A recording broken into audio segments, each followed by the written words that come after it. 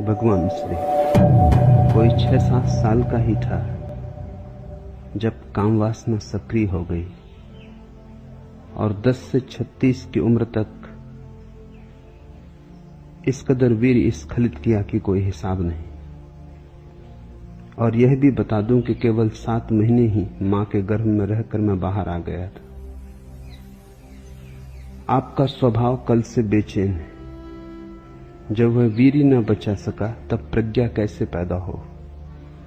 तभी तो मूढ़ हूं और बिना जानने का दावा करता हूं। संन्यास लेकर भी पलायन ही कर रहा हूं। क्रोध और अहंकार से बुरी तरह ग्रसित हूं। बस चमड़ी मांसी बढ़ा है। स्वभाव खुद कर के हार गया। प्रभु अब आप ही कुछ करें।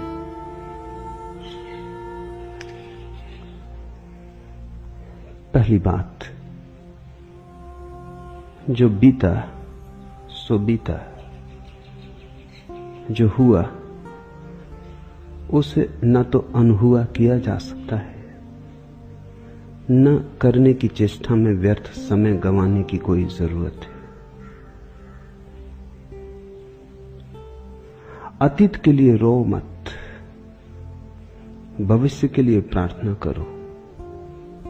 अतीत के लिए पछताओ मत, क्योंकि उस पछतावे में भी गंवाया गया समय फिर लौट कर नहीं आएगा। उतना समय तो गया, कुछ किया नहीं जा सकता। जो गया गया। अब पछताओ मत, क्योंकि पछतावे में गया समय भी व्यर्थ जाएगा। व्यर्थ के कामों में समय जाता है, फिर व्यर्थ के कामों में पछतावे में समय जाता है। मूल तो गया गया, अब तुम व्यर्थ ब्याज भी कमा रहे हो। तो पहली तो बात ख्याल रखो, अतीत के लिए पछतावा ना समझिए। अतीत का अर्थ ही यह है कि जो अब हमारे हाथ के बाहर हुआ, तीर छूट चुका। अब उसे वापस तुम तर्कस में न लौटा सकोगे। लेकिन चिंता का कोई कारण नहीं। ये चिंता भी उसी मन का जाल है जिसने अतीत को गंवाया। अब वही मन चिंतातुर होकर वर्तमान को गंवाएगा। तब किसी दिन भविष्य में जब भविष्य वर्तमान बनेगा, तुम पछतावे के लिए पछताओगे। ऐसा चक्र है, दुष्ट चक्र, जिसमें आदमी फंसता चला जाता है।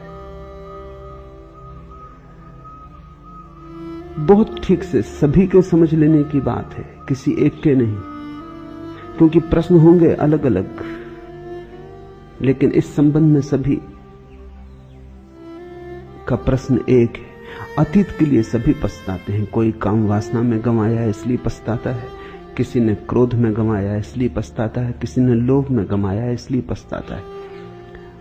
अतीत के लिए सभी पछताते हैं और इससे बड़ी कोई मूढ़ता नहीं है। कुछ किया ही नहीं जा सकता। जब कुछ किया ही नहीं जा सकता, छोड़ो बात। कल नहीं जाग पाए सोए, फिक्र छोड़ो। अब तो बीते कल में जाग ना सकोगे। आज जागो, आज ही प्रारंभ है।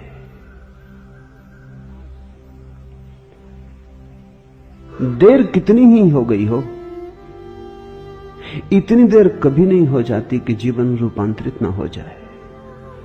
अगर इतनी समझ भी शेष है कि अतीत मैंने व्यर्थ गंवाया, तो काफी समझ शेष है।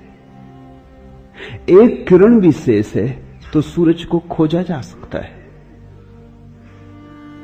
एक बीज भी शेष है तो पूरा उपवन निर्मित किया जा सकता है। और इतना कोई कभी नहीं गंवाता कि सभी कुछ गंवा दे। गंवा ही नहीं सकता, क्योंकि संपदा हमारा अंतर स्वभाव है। हम कितना ही गंवाएं, गंवाने से हम मुश्किलें खड़ी कर देते हैं स्वयं तक आने में, लेकिन स्वयं नष्ट नहीं हो जाता। समय हम कितना ही व्यर्थ करें, इससे स्वयं व्यर्थ नहीं हो जाता। तुम आज भी लौट सकते हो। तुम आज भी अंतर यात्रा पर आ सकते हो। थोड़ी अड़चन होगी। कल जो मैंने कहा वो तुम्हें निराश करने को नहीं कहा है, वो तुम्हें सजग होने को कहा है। यही मनुष्य का उलझाव है। जो सुलझाव के लिए कहा जाता है उससे भी उलझाव खड़ा हो जाता है। कल जो मैंने कहा वो तुम्हें उदास होने को नहीं कहा है। इसलिए नहीं कहा कि तुम अतीत के लिए पछताओ, इसलिए कहा है कि ऐसी भी देर बहुत हो गई, पर अब और देर मत करो, जब जागे तभी सुबह। यदि बचपन ब्रह्मचर्य में बीता होता तो अंतर यात्रा सुगम होती। रास्ते पर कंकड़ पत्थर न होते, फूल बिछे होते। रास्ता अभी भी है, फूल नहीं, थोड़ा कंटकाकीर्ण होगा, थोड़े कंकड़ पत्थर होंगे, ऊबड़ खाबड़ होगा, बस इतना ही फर्क पड़ रहा है। जहां सुगमता से यात्रा हो सकती थी वहां थोड़ी दुर्गम होगी। जहां क्षण में पहुंचा जा सकता था वहां थोड़ा ज्यादा समय लगेगा, थोड़ा तप होगा, थोड़ी कठिनाई होगी, हाँपोगे थोड़े, पसीना बहेगा थोड़ा, बहुत नीचे उतर गए, चढ़ना होगा। ब्रह्मचर्य होता उतरे ही ना होते, चोटी पर ही होते। चलना समतल भूमि में होता, खाई खड्ड में उतर गए, चढ़ना होगा, बस इतनी ही बात है। पछताओ मत, इतनी ही शक्ति को तपश्चर्या में लगाओ, चढ़ने में लगाओ, और चढ़ने को दुख और उदासी से मत करो। सौभाग्य समझो कि अभी भी जाग गए। बहुत हैं जो अभी भी नहीं जागे। तुम छोटे ही गड्ढे में उतर के जाग गए, बहुत हैं जो गहरी खाइयों में उतर गए हैं और उतरे ही चले जाते हैं। सदा जीवन का विधायक रूप देखो ताकि तुम उदास ना हो जाओ, क्योंकि जो उदास है उसके पैरों में पत्थर बन जाते, क्योंकि जो निराश है वो थक के बैठ जाता। और मैं कई लोगों को जानता हूं जो मंजिल के सामने ही थक के बैठ गए। उठ जाएं तो मंजिल सामने, अक्सर ऐसा होता है। लंबी यात्रा तो लोग पार कर लेते हैं, फिर जब मंजिल करीब आ जाती तब थक के बैठ जाते, 2 कदम चलना मुश्किल हो जाता है। लंबी यात्रा तो आसाम में कर लेते हैं पूरी, जब मंजिल सामने आती है तब अपनी थकान का अनुभव होता है, बैठ जाते हैं, कहते हैं अब तो पास है, अब तो पहुंच जाएंगे। बैठ के सो भी सकते हो। और मंजिल कुछ ऐसी है, गत्यात्मक है। तुम बैठ जाओगे, मंजिल बैठी ना रहेगी, मंजिल भाग रही। जब आंख खोलोगे शायद पाओ कि मंजिल अब सामने नहीं, किसी क्षण में थी, किसी भाव दशा में सामने थी, किसी दूसरी भाव दशा में सामने ना होगी। मंजिल कोई स्थिर चीज नहीं है, कोई वस्तु नहीं है, भावोन्मेष है। तो किसी प्रेम के क्षण में, प्रार्थना के क्षण में पास होती। जब प्रेम खो जाता है, प्रार्थना खो जाती, दूर हो जाती। दूरी और पास होना तुम्हारे मन की अवस्थाओं पर निर्भर है।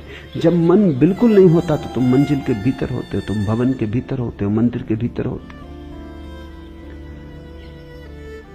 जो गया गया, चिंता का कोई भी कारण नहीं। सभी ने गंवाया है, तुमने अकेले थोड़ी गंवाया। सभी भटके, तुम अकेले थोड़ी ही भटके हो। शायद भटकाव भी जरूरी था, शायद वही भटकाव तुम्हें मेरे पास ले आया है। इसे मैं कहता हूं जीवन को विधायक ढंग से देखने की दृष्टि। कुछ दिन हुए, एक शराबी आया, उसने कहा कि मैं बर्बाद हो गया शराब पी पी के, अब तो छोड़ भी नहीं सकता हूं, ऐसी गहन आदत बन गई, मन की ही नहीं शरीर की भी आदत बन गई। अब तो छोड़ता हूं तो शरीर में भी बेचैनी अनुभव होती। अब तो मेरे चिकित्सक भी कहते हैं कि छोड़ना आसान ना होगा, शरीर की जरूरत हो गई। मैंने तो जीवन यूं ही गंवाया। वो रोने लगा, उसने सिर पीट लिया। मैंने कहा इसे भी थोड़ा गौर से देख, बहुत हैं जो शराबी नहीं है और मेरे पास नहीं आए, शायद तेरी शराब ही तुझे मेरे पास ले आए। शराब को भी धन्यवाद दे, जीवन को शुभ की दिशा से देख। कभी कभी मंदिर का रास्ता मधुशाला से होके भी जाता है, कभी कभी मंदिर के पड़ोस में जो रहता है वो चूक जाता है और मधुशाला से आने वाला पहुंच जाता है। उठने के लिए गिरना जैसे जरूरी है, पाने के लिए खोना जरूरी है, नहीं तो पाने का पता ही नहीं चलता। इसलिए तो हम बचपन को खोते। अब दोबारा जब हम बचपन को पाएंगे, होश पूर्वक खोजेंगे, निर्मित करेंगे, तब हम समझेंगे उस सौभाग्य को। सभी बच्चे रहे, लेकिन किसने जाना उस सौभाग्य को, यूं ही गंवा दिया। और जीसस कहते हैं जो बच्चों की भांति होंगे वो मेरे प्रभु के राज्य के अधिकारी। और हम सभी बच्चे थे, और जब हम बच्चे थे तब हमें कुछ भी पता न चला कि हम प्रभु के राज्य के अधिकारी राज्य के भीतर थे। पता कैसे चलता? मछली को पता चलता है सरोवर का जब मछुआ उसे जाल में खींच के रेत पे पटक लेता है, तब तड़फड़ाती है, तब रोती चिल्लाती है, तब वो कहती हाय, ये जाना ही ना अब तक कि मैं सरोवर में थी। सरोवर को जानना हो तो रेत पर तड़फना जरूरी है, ऐसा जीवन का गणित है। तो घबराओ मत, जो हुआ हुआ, तड़फ लिए रेत पर काफी। इतना जीवन भी अगर शेष है कि तड़फन अनुभव होती है तो सरोवर दूर नहीं, कहीं पास ही। रेत से सरोवर कितने दूर हो सकता है? रेत जल के पास ही पास है, जल के किनारे पर ही रेत है। अगर तड़फ रहे हो, तड़फन को छलांग बनाओ, उछलो। कई बार तो ऐसा होता है कि आकस्मिक रूप से उछलती मछली रेत में पानी में वापस पहुंच जाती, रास्ता भी पता नहीं होता कहां जाए। तड़फ इतनी होती है कि आंखें अंधी हो जाती। भक्तों से पूछो, वो कहते हैं जो तड़फा उसने पाया, जो रोया उसे मिला। दिल भर के रो लो, आंसू धो देंगे। जीवन को लेकिन विधायक ढंग से देखो।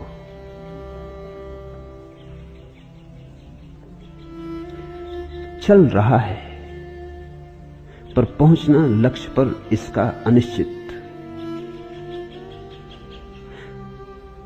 कर्म कर भी कर्म फल से यदि रहा यह पांथ वंचित। विश्व तो उस पर हंसेगा, खूब भूला खूब भटका, किंतु गाय पंक्तियां दो वह करेगा धैर्य संचित। व्यर्थ जीवन की रटन क्या, दो नैन मेरी प्रतीक्षा में खड़े। यही श्रद्धा है कि परमात्मा तुम्हारी बाट जोहता है। कितने ही दूर चले गए, सत्य तुम्हारी प्रतीक्षा करता है। तुम ही नहीं खोज रहे हो, परमात्मा भी तुम्हें अंधेरे में खोज रहा है। जीसस ने कहा है, गड़रिया आता है सांझ सूरज के ढले, अपनी गाड़रों को संभालता हुआ, भेड़ों को संभालता हुआ, अचानक पाता है एक खो गई। सब कुछ छोड़ देता है, वहीं उस एक की तलाश में निकल जाता है। उस अंधेरी रात में सब कुछ छोड़ जाता है, असहाय उस एक की खोज में निकल जाता है जो भटक गई। और जब उसे पा लेता है तो उसे कंधे पर रख के लौटता है। ठीक कहा, जान के कहा। पता है जीसस को जो वो कह रहे हैं, किंतु गाय पंक्तियां दो वह करेगा धैर्य संचित। व्यर्थ जीवन की रटन क्या, दो नैन मेरी प्रतीक्षा में खड़े। जो गया गया, व्यर्थ था, व्यर्थ सही, पर कोई तुम्हारी प्रतीक्षा करता है। तुम ही नहीं खोजते, परमात्मा भी खोजता है। अगर तुम ही खोजते और वो न खोजता तो मिलना हो ही नहीं सकता था। मिलना कहीं एक तरफा हुआ। हाथ दो ताली से ताली हाथ दो हाथों से बजती। तुम अकेले ही ताली बजाते होते हो, परमात्मा का हाथ उत्सुक न होता, ताली बजने वाली नहीं थी। ताली बहुत बार बजी, उसका हाथ भी आतुर है, उतना ही जितना तुम्हारा। पंथ जीवन का चुनौती दे रहा है हर कदम पर, आखिरी मंजिल नहीं होती कहीं भी दृष्टिगोचर। धूल से लद स्वेद से सिंच हो गई है देह भारी, कौन सा विश्वास मुझको खींचता जाता निरंतर। पंथ क्या, पथ की थकन क्या, स्वेद कण क्या, दो नयन मेरी प्रतीक्षा में खड़े।